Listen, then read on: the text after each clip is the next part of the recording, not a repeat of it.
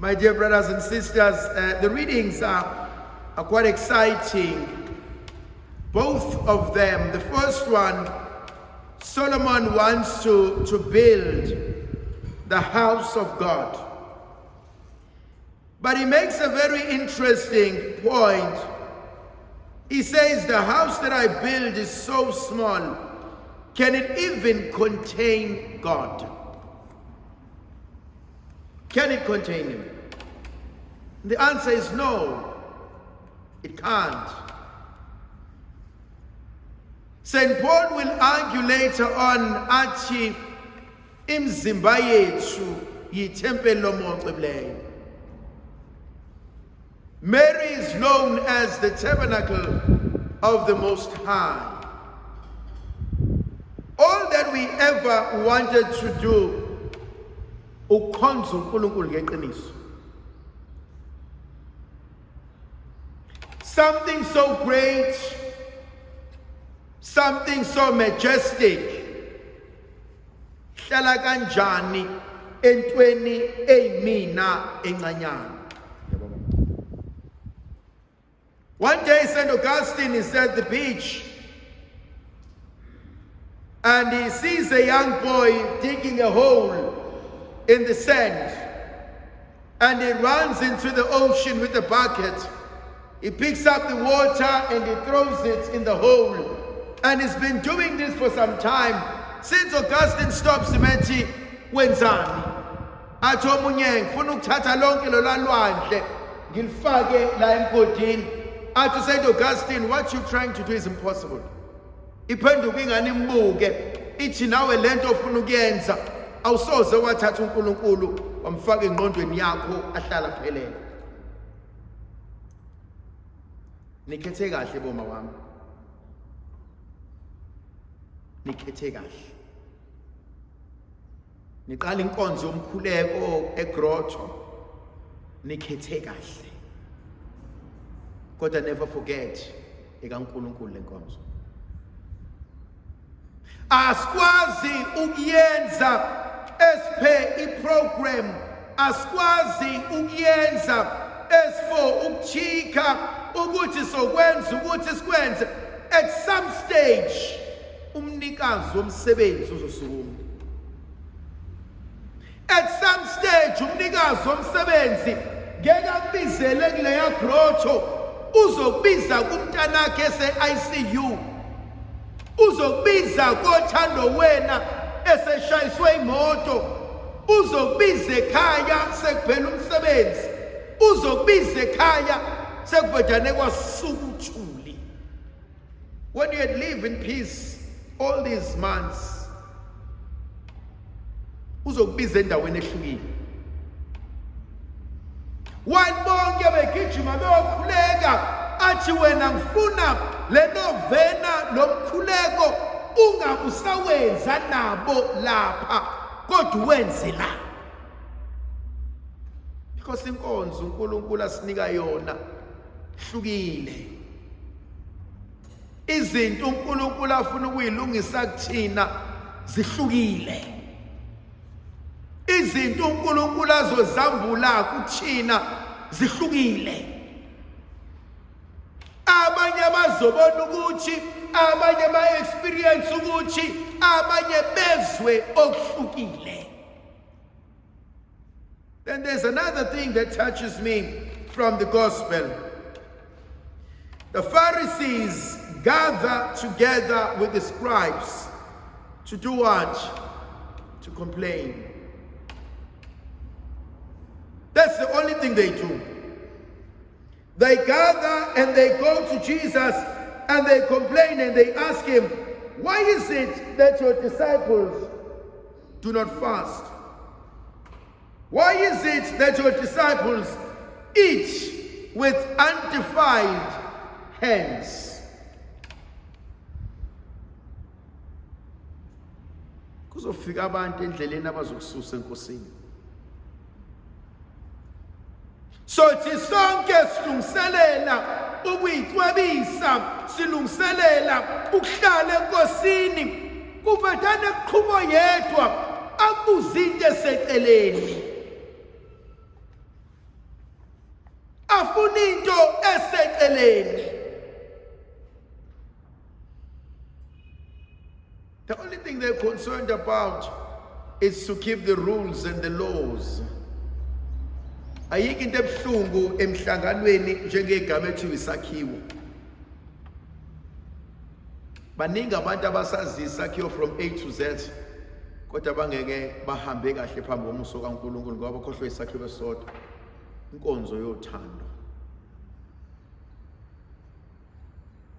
Siphi isakhiwo esikhulu kunazo zonke? Izwi likaNkulunkulu elabayinyama lahlala phakathi kuthi maqedane sabona inkazimulo yakhe. Yini uNkulunkulu into akubizela kuyona?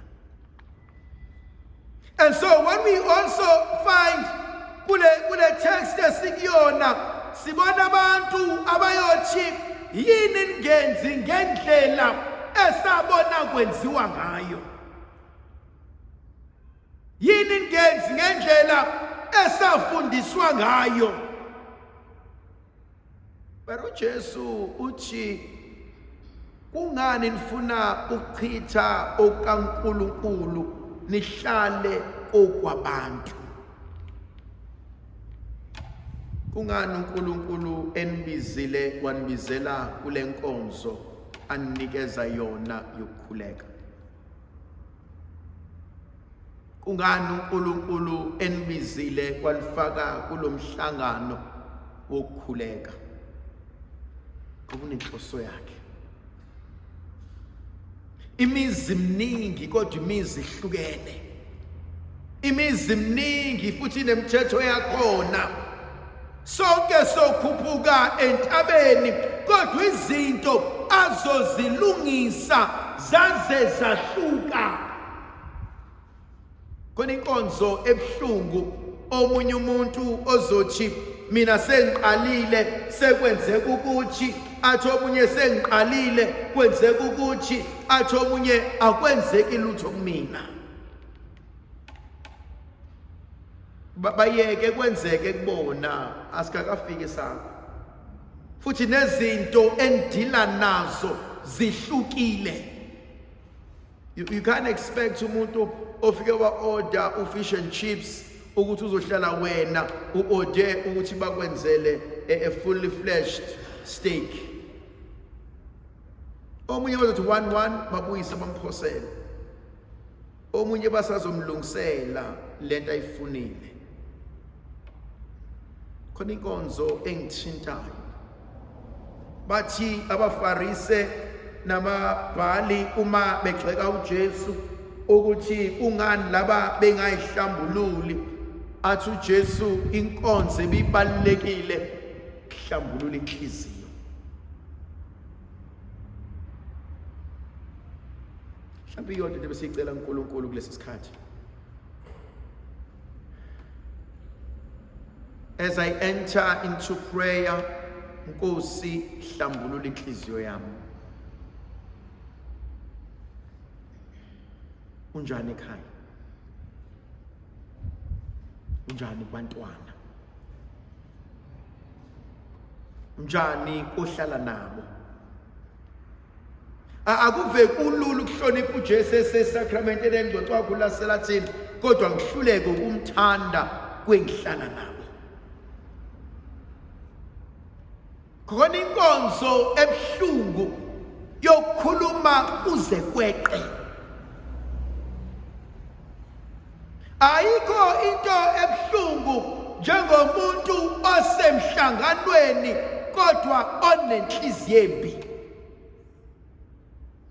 Then you wonder ukuthi why then engena umhlangano onolimo olubi, ongumkhathi, makhona yena kuyaxatshanwa. Nasemhlanganweni bakhona abangamaphixiphici. Sanibonani? Anobasaba omama abangongcwele-ngcwele.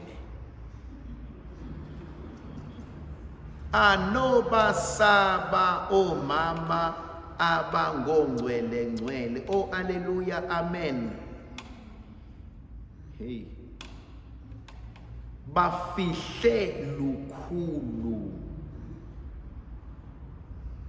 yena nje uhleze neBhayibheli, yena nje uhleze nevesi, yena nje wazwangcwele mntana omuntu. Inkonzo yobungcwele ayihleli ekuphatheni kwami iBhayibheli, ekuleni kwami, ekuthandazeni kwami. Inkonzo yobungcwele ihlele entweni eyodwa, ngimphatha kanjani omunye umuntu. Khona omunye umuntu ongapheli u10 minutes mehleli nawe angaliphathanga igama lomuntu. Then uyingozi lo muntu. Awukwazi ukuhlala ebungcweleni bukaNkulunkulu uphinde khulume kabi ngabanye abantu. It's impossible. Khona umkhohlisayo. Ubungcwele bakho nobami abubonakale ngendlela engiphila ngayo nabanye abantu. Siyayisithi thina sikhombisa ingane sobe sesikutshela ikhaya evela kulona. Nasemhlanganweni umbuka kanje umuntu ehluphe emhlanganweni bese uyarealize ukuthi vele kwala evela khona ashadele khona uyinkinga. And musufika la eshadele khona uya understand why nabo bejabula bengekho ekhaya. Khona isisho sezulu hayi akahambe bombona phambili. Now uNkulunkulu does something absolutely beautiful. Ngicela uqosha misi. uNkulunkulu akancane uvela kuphenya izinqa kuthi. Wena uthi usabuka uyipigogo, wena uthi usayitshela, wena uyithi uphakeme, wena uyithi wonke umuntu uyakubona ukuthi hawu wena uright. Abanye abantu bayasaba ukutshela ukuze bakho, kodwa bathule nje babuke uthi musu uhambile wonke umuntu ashawa amahloni. Hawu anemtshela ngathi ube nefinyile, uthi usuhambile ashawa amahloni, anemtshela ngani unembiki. Hayi mama ngomtshela kanjani? Akatshelwa loya.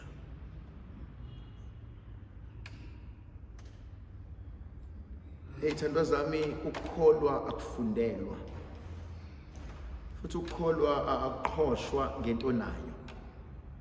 Mina ngazi ukukholwa kwezalukwazi ezindala engenalutho, ungenalutho, kodwa musu ukukhuluma nakho the theology la ulimini, you realize ukuthi yazi yajula lento eshiwo uma. Bese khuluma omunye ozazi emkhulu, anime ekhuluma engathi ungavala amandla ukuthi kodwa Nkosi yami wayiphoxa umuntu ngenkulumo eshiwo ayifani naye. Yazi emthunazi inkulumo. Jesu into asiqaya kuyona kuthini simple. Uthi hlanzani nihlambulule inhliziyo zenu. Mase nikwazi ukuhlambulula inhliziyo zenu, then nizokwazi ukwenza okwasezulwini.